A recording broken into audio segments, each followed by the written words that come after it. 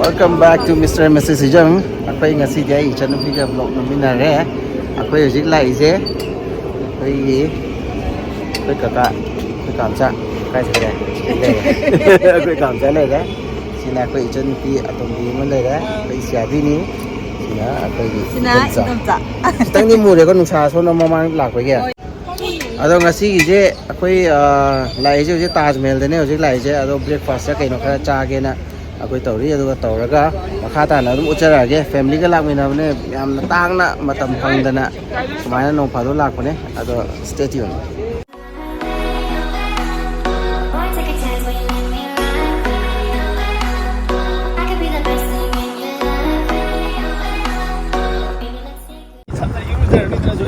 Samje pai bagi wari ni ako'y tawri sa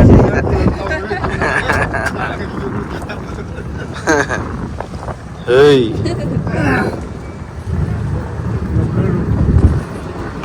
Taj Mahal chat pagi koi sigi electric ki jesi government ne si je prefer ta si jam tong view ko ma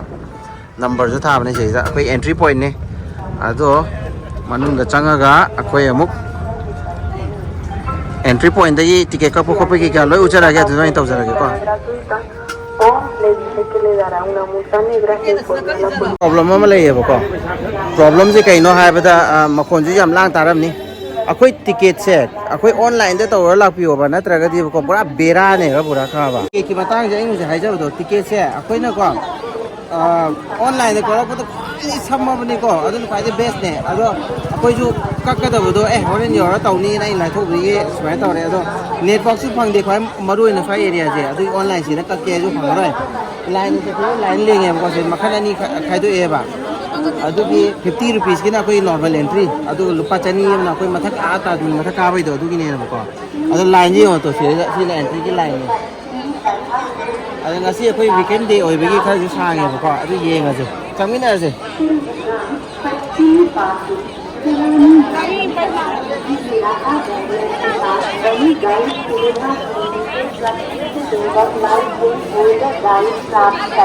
entry gate se smile le ko entry gate se soi da ning sim bio mayam jing do hai di chang gi ba pham do de gi thok na ba dum to bio atopa exit te gi ko na ta di gari ke ka kham ko pa jing do adu mangna ni ba khangoi ba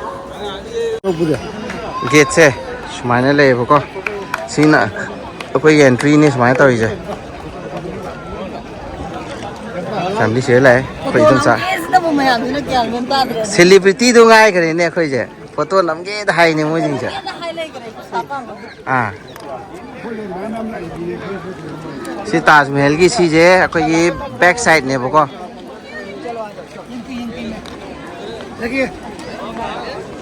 si back side si जो renovate कर तो रिमाल है तो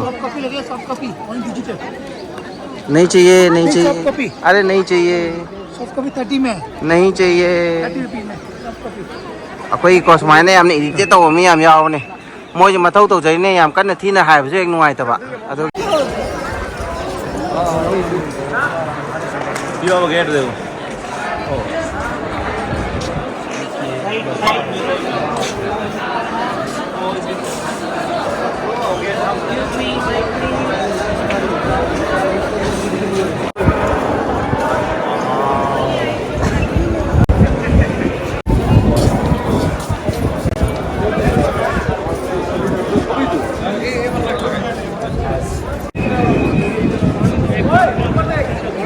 Taj Mahal laga sigi film je pamdraga di please mayam ngana lakpiu natra thengna lakpiu night show ju sa night ki lighting gumba adu mojo lei ba ko to sigi mi maning gumba sumaina crowded pura sumai to ba si mi je sumai to bo je pamdraga di mayam be aware ngasi dei chahi manga mamang da boko la gambada adugi photo le ma de adu jo ai hapchara ke boko ado sigi mathak to khoi to mathaki asida akoi hangapan machu changi je asmai loi to mane ba side loi ma makha ke ka je loi ma ado renovate to moi sem gare ba si je ado lang yam phadi phajare mamang de ko ado mamang de khoi mathak ka ba je paisa lom dam ne hojik te dum lore ado ai ne kuine lak pai gi khang da bo ma su yai ko ado ta lai yang si mathak si ko ma change over ko pra di yang si adi he na anoba kai kai lai ke na let's go ai chân pi ani sei da khoi gi ril nam na ba hanari mapana to sei da si pai ra ga lei di ko kariba piang khok hai ta piang khok oi de khoi kam sa na piang khok oi de si na tupi ga khoi ke no ga le da bottle ga khoi bottle se na bi ne khoi dom cha se na adu ga I chân pi ani du to a da lei ga de ông nam ma ông yeng ông nam am toi ni ko si ji nuai ma khan nam ni post pa ja phang bro phang nghe nang gi di phang nghe ya ba ya đấy cha se dui de manung chang ga si lao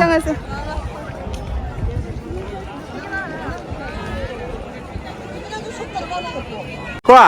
photo number da yam na mi chil la tar ga di post ma pham khar le ba ho je khoi number jaga do adu du ga second swai ji ne ko swai je khoi le di mi yam da ne khoi kam cha si le je si post yam pha ne si je area je photo khar lam bi yo ne ba gi ये video का post खाई फजब जगह area है सिजना खर ओएबको ma'am सिगी जगह से येंबियो अखोई हेक gate चलपदगी right side Chumna अदुम चंगिरोबा right रोम दा साइड चंगियो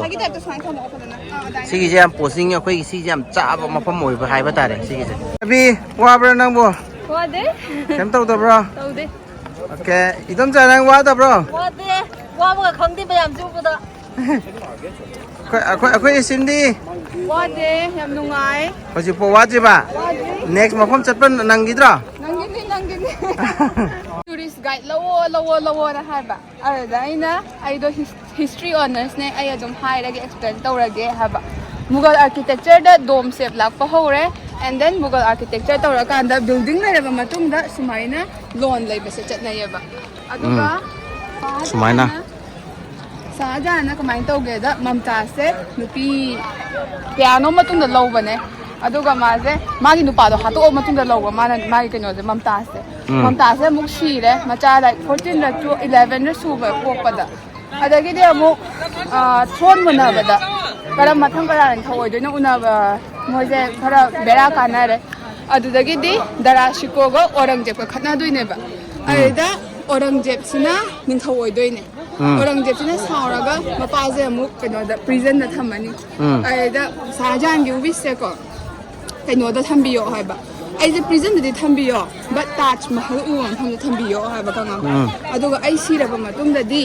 ऐसे ताज महल दा फुंबियो हाइगी बा खंगाबा सिजे ताज महल ताज नाइजे माना ममताज ना हाना सिबदि फाले अदुगु मा फुंबसे सिदि ममताज का पुलप फुमिना दोइबा अदुना बाबानी की मौजोलियम से पुना लेमिना दोइबा ओके अदुगिनी से समलपना वारी जे समलपना आई चन पिन हाय करे को अदो अखोई जिक तौदे जे एंट्री जे सोमदे नि को चंगदे जे सी सोमदे चंगनी चंगगा सी मथक तोर समाय काखला का देन तो से लाइन ले जे समाय तोरगा मथक समाय का गा देनी का जे येंगा के खाइ रे बांदु हाइदि सारा मरीदो सारा मरीदो दैने ममा होय जा ममा जाखरे सारा मंगा ओरगना 700 ओ चप चारे वे दुमाइना आई टारगेट तौबने बको हाइदि सारा आमदे लुपा चामे के अहु मखाइदगी हगलगा केरकपनिना लिपस्टिक लोय कंगरे हाइदि लेरिबा स्टेशन दि येगा सिसि तौदा दु पि दे यागिना फोइगनी हाइदि खिलांगी सांगु फोइगे मनung changugi जम तो पिजगे बको अखोई से इजदा कईगुंबा अखोई जे एंट्री खतंगी दि लुपा कइनो 45 खतने ऑनलाइन द को अदुगा सि मथक काबे गिदि लुपा चनी एक्स्ट्रा ने मथक आइ तो असि आ मथक से असि काबे जे ओइदै ने बा सिगी जे अदो कईगुंबा कोई टिकेट कक तबे लाए नॉर्मल एंट्री ने हागा कोई कोना चंगनिंगे हागा दि से काउंटर जिदा पैसा पिरगा अदुम कक्को जो अदुम याएबा ngसाइगी मनung changnabado ado khoigi मनung chambara se upandini lo nipi nu pat line tongan ko si na koi ni kasai ma pan ticket ko do du gine online ko ko se change si na koi huji ki maning dai huji hai jabu do mathak ta la ga ticket ka pal pa chani ka pa ka bu do adu du gine ko si lai tongan le adu yam tin khena me so time je mà anh làm mà tôi có thay thì nó zom ca là cũng chẳng nghe có cái đâu đi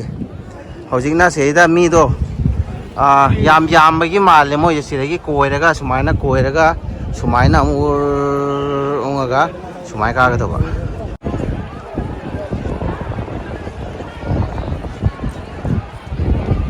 ꯋꯥ ꯁꯤ ꯌꯥꯝ ꯊꯤ ꯐꯖꯩꯌꯦ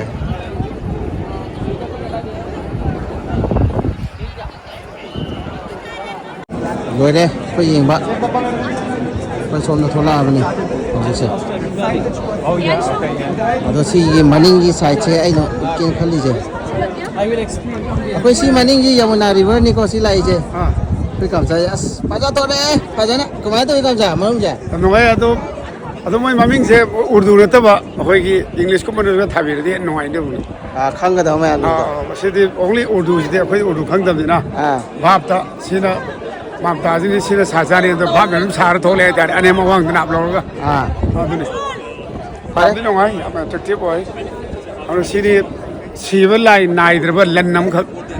ꯐꯖꯅ ꯀꯣꯛꯅꯅꯕ ꯊꯣꯛꯂꯛꯅꯅꯕ ꯄ꯭ꯂꯥꯟꯗ ꯌꯥꯝ ꯐꯖꯅ ꯇꯧꯔꯝꯃꯤ ꯁꯤꯗꯤ ꯌꯥꯝꯅ ꯀꯔꯤ ꯍꯥꯏꯇꯥꯔꯦ ꯃꯈꯣꯏꯗ ꯌꯥꯝ ꯀ꯭ꯋꯥꯂꯤꯇꯤ ꯌꯥꯝ ꯂꯩꯅ ꯉꯜꯂꯤꯉꯩꯗ ꯀꯣꯛ ꯐꯕ ꯀꯥꯡꯕꯨ ꯑꯣꯏꯁꯤ ꯁꯤꯅꯤ ꯍꯦꯟꯅ ꯋꯥꯡꯈꯠꯀꯗꯧꯕꯗꯅꯤ ꯁꯥꯖꯥꯁꯦ ꯀꯣꯛ ꯌꯥꯝ ꯐꯩꯌꯦꯗ ꯇꯥꯔꯦ ꯁꯤꯗꯤ ꯌꯥꯝ ꯊꯤꯅ ꯐꯩ ꯃꯥ ꯅꯨꯡꯁꯤꯕꯩ ꯅꯃꯥꯗ ꯁꯦꯟꯗꯥꯟ ꯂꯝꯕꯤꯁꯦ ꯂꯥꯎꯅ ꯄꯨꯟꯁꯤꯔꯣꯟꯁꯤꯒꯤ ꯃꯤꯁꯤꯡꯁꯤ ꯄꯩꯁꯥ ꯃꯌꯥꯝꯁꯦ ꯌꯥꯝꯅ ꯇꯞꯅ ꯀꯃꯥꯏꯅ ꯀꯂꯦꯛ ꯇꯧꯕꯗꯒꯤ ꯃꯌꯥꯝꯁꯦ ꯀꯃꯥꯏꯅ ꯍꯤꯡꯅꯅꯕ ꯄ꯭ꯂꯥꯟ ꯇꯧꯔꯗꯤ ꯃꯥ ꯉꯟꯅ ꯊꯥꯗꯔꯝꯕꯅꯦ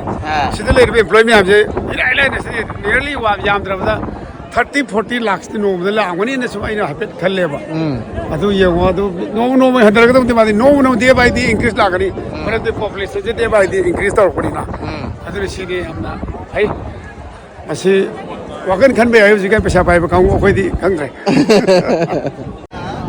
ꯁꯦꯝ ꯍꯧꯖꯤꯛꯀꯤꯗꯣ ꯀꯃꯥꯏꯅ ꯇꯧꯏ ꯃꯅꯨꯡ ꯌꯦꯡꯉꯨꯕꯗꯣ ꯃꯥꯒꯤ ꯗꯤꯐ꯭ꯔꯦꯟꯁꯦꯁꯇꯣ ꯎꯗꯕ ꯀꯨꯏꯔꯕꯅꯦ ꯃꯥꯒꯤ ꯇꯨꯡꯒꯤ ꯑꯗꯨ ꯎꯔꯛꯑꯦ ꯑꯃꯨꯛ ꯊꯥꯏꯅ ꯃꯇꯝ ꯌꯥꯝ ꯅꯤꯡꯁꯤꯡꯉꯦ ꯆꯍꯤ ꯀꯌꯥꯒꯤ ꯃꯃꯥꯡꯒꯤꯅꯣ ꯑꯣꯖꯥ ꯌꯥꯝ ꯅꯤꯡꯁꯤꯡꯉꯦ ꯑꯣꯖꯥꯅ ꯇꯥꯛꯄꯤꯔꯛꯈꯤꯕꯗꯣ ꯑꯩꯈꯣꯏ ꯁꯤꯌꯥꯕꯤꯗꯤ ꯀꯩꯗꯧꯔꯦ ꯀꯩꯁꯨ ꯇꯧꯗꯦ ꯌꯦꯡꯉꯨꯔꯦ ꯊꯣꯛꯂꯛꯑꯦ ꯃꯅꯤꯡꯗ ꯑꯃꯨꯛ ꯌꯦꯡꯁꯤ ꯃꯌꯥꯝ ꯀꯣ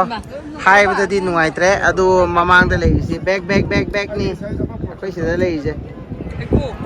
ꯕꯦꯛꯅꯤ ꯕꯦꯛ ꯌꯥꯝ ꯂꯩꯔꯦ ꯁ꯭ꯋꯥꯏꯁꯦ ꯑꯁ ꯐꯖꯩ ꯌꯃꯨꯅꯥ ꯔꯤꯚꯔꯅꯦ ꯁꯤꯁꯦ ꯀꯥꯏꯗ ꯌꯥꯎꯔꯦ ꯋꯥꯎ ꯐꯖꯁꯦ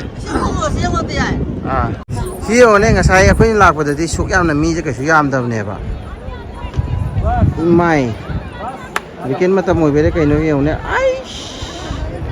ꯃꯤꯒꯤ ꯃꯤ ꯉꯥꯛꯇ ꯅꯨꯡꯊꯤꯟꯗ ꯂꯥꯛꯄꯤꯔꯅꯨꯀꯣ ꯄ꯭ꯂꯤꯖ ꯑꯌꯨꯛ ꯉꯟꯇꯥ ꯂꯥꯛꯄꯤꯌꯣ ꯑꯗꯨ ꯇꯥꯖ ꯃꯍꯜ ꯈꯛꯇ ꯌꯦꯡꯉꯒ ꯌꯨꯝꯗ ꯉꯟꯅ ꯍꯟꯕꯤꯌꯣ ꯑꯗꯨꯅ ꯐꯔꯅꯤ ꯅꯠꯇ꯭ꯔꯗꯤ ꯕꯦꯔꯥꯅꯤꯍꯦ ꯁꯤꯗꯤ ꯇꯥꯖ ꯃꯍꯜ ꯌꯦꯡꯕꯒꯤ ꯈ꯭ꯋꯥꯏꯗꯒꯤ ꯅꯨꯡꯉꯥꯏꯕ ꯕꯦꯁ ꯄ꯭ꯂꯦꯁꯅꯤꯀꯣ ꯑꯩꯈꯣꯏꯅꯕꯨ ꯂꯥꯛꯑꯗꯤ ꯃꯤꯁꯦ ꯑꯗꯨꯝ ꯂꯥꯛꯑꯗꯧꯅꯦ ꯁꯍꯤꯇ ꯃꯤ ꯀꯣ ꯑꯩꯈꯣꯏ ꯑꯗꯨꯝ ꯆꯥꯒꯠꯇꯣ ꯁꯤꯗ ꯇꯣ ꯁꯤ ꯐꯝꯊꯔꯒ ꯁꯣꯝꯗ ꯁꯨꯃꯥꯏꯅ ꯐꯝꯊꯔꯒ ꯇꯣ ꯁꯤꯗꯩꯗ ꯇꯣ ꯃꯃꯥꯡꯗ ꯚ꯭ꯌꯨ ꯁꯨꯃꯥꯏꯅ ꯌꯦꯡꯉꯤꯅꯦ ꯑꯩꯈꯣꯏꯅ ꯇꯣ ꯁꯤ ꯇꯣ ꯑꯗꯨ ꯃꯃꯥꯡꯗ ꯑꯩꯈꯣꯏ ꯃꯤ ꯈꯔ ꯂꯦꯞꯁꯜꯂꯛꯑꯦ ꯇꯣ ꯁꯤꯁꯤꯅ ꯁꯤ ꯌꯦꯡꯕ ꯈꯨꯅꯨꯡꯉꯥꯏꯕꯅꯤ ꯁꯨꯃꯥꯏꯅ ꯁꯤ ꯐꯝꯕꯤꯌꯨ ꯁꯤꯒꯤ ꯃꯐꯝꯁꯦ ꯌꯦꯡꯕꯤꯌꯨꯀꯣ ꯑꯗꯨꯒ ꯁꯤ ꯐꯝꯕꯤꯌꯨ ꯂꯦꯐ ꯁꯥꯏꯗꯁꯤꯗ ꯁꯨꯃꯥꯏꯅ ꯇꯧꯔꯒ ꯄꯣꯊꯥꯔꯦ ꯋꯥꯃꯟꯗꯅ ꯈꯣꯡꯒ ꯂꯣꯏ ꯅꯥꯟꯅꯔꯦ ꯃꯌꯥꯝꯁꯦ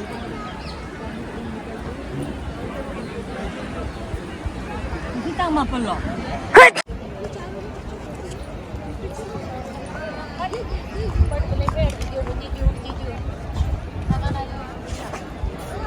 A few moments later. ꯑꯩꯈꯣꯏ ꯑꯒ꯭ꯔꯥ ꯐꯣꯔꯠ ꯑꯩ ꯁꯤ ꯃꯐꯝꯁꯦ ꯑꯣꯏꯗꯣꯏꯅꯦꯕꯀꯣ ꯆꯪꯗꯤ ꯆꯪꯗ꯭ꯔꯦ ꯃꯄꯥꯟꯗ ꯑꯣꯏꯗꯣꯏꯅꯦ ꯅꯦꯛꯁ ꯑꯩꯈꯣꯏ ꯀꯟꯇꯤꯅ꯭ꯌꯨ ꯇꯧꯔꯒꯦ ꯍꯥꯏꯗꯤ ꯁꯤ ꯃꯐꯝ ꯑꯩꯈꯣꯏꯒꯤ ꯕ꯭ꯔꯤꯟꯗꯥꯕꯟ ꯑꯅ ꯑꯩꯈꯣꯏ ꯃꯐꯝꯗꯨꯗ ꯆꯠꯇꯧꯔꯤꯀꯣ ꯂꯥꯏ ꯃꯐꯝ ꯈꯔ ꯌꯦꯡꯕ ꯅꯪꯕꯈꯩ ꯑꯩꯈꯣꯏ ꯌꯦꯡꯒꯦꯅ ꯇꯧꯔꯤ ꯑꯗꯨꯒꯤ ꯁꯣꯏꯗꯅ ꯉꯥꯏꯕꯤꯌꯨ ꯂꯝꯆꯥꯎ ꯋꯥꯕ꯭ꯔꯣ ꯋꯥꯗꯦ ꯌꯥꯝ ꯅꯨꯡꯉꯥꯏꯌꯦ ꯑꯩꯈꯣꯏ ꯁꯤꯗ ꯕ꯭ꯔꯤꯟꯗꯥꯕꯟ ꯆꯪꯒꯦ ꯇꯧꯕꯅꯦ ꯇꯣ ꯇ꯭ꯔꯥꯐꯤꯛ ꯃꯌꯥꯝꯁꯦ ꯂꯩꯕꯗ ꯃꯤꯅꯤꯁꯇꯔ ꯃꯌꯥꯝ ꯑꯃ ꯂꯥꯛꯑꯦ ꯑꯗꯨꯒꯤ ꯃꯣꯏ ꯆꯠꯄꯗ VIP ꯖꯥꯝ ꯂꯩꯅꯦꯌꯦ ꯁꯤꯗꯒꯤ ꯆꯧꯔ ꯀꯣꯏꯔ ꯂꯥꯛꯀꯗꯧꯕ ꯑꯩꯈꯣꯏꯁꯦ ꯍꯧꯖꯤꯛ ꯕ꯭ꯔꯤꯟꯗꯥꯕꯟ ꯆꯪꯉꯨꯕꯅꯦꯕ ꯑꯗꯣ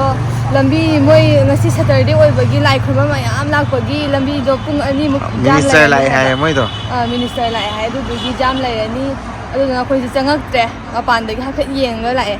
ꯑꯗꯨꯅ ꯌꯨꯝꯗ ꯑꯣꯏꯅ ꯍꯜꯂꯅꯤ ꯍꯧꯖꯤꯛ ꯑꯗꯨꯅ ꯉꯥꯏꯍꯥꯛ ꯄꯣꯊꯥꯕ ꯑꯣꯏꯅ ꯍꯧꯖꯤꯛ ꯀꯣꯐꯤ ꯑꯃꯃꯝ ꯊꯛꯑꯒ ꯑꯩꯈꯣꯏ ꯃꯇꯥꯡꯁꯤꯗ ꯉꯁꯤꯒꯤꯗꯤ ꯂꯣꯏꯁꯤꯟꯖꯔꯒꯦ ꯉꯁꯤꯗꯤ ꯕꯥꯏ ꯆꯥꯔ ꯀꯩꯅꯣꯝ ꯊꯛꯈꯤꯒꯦ ꯑꯗꯨꯒ ꯆꯠꯂꯁꯤ ꯆꯤꯆꯦ ꯆꯤꯡꯈ꯭ꯔꯦ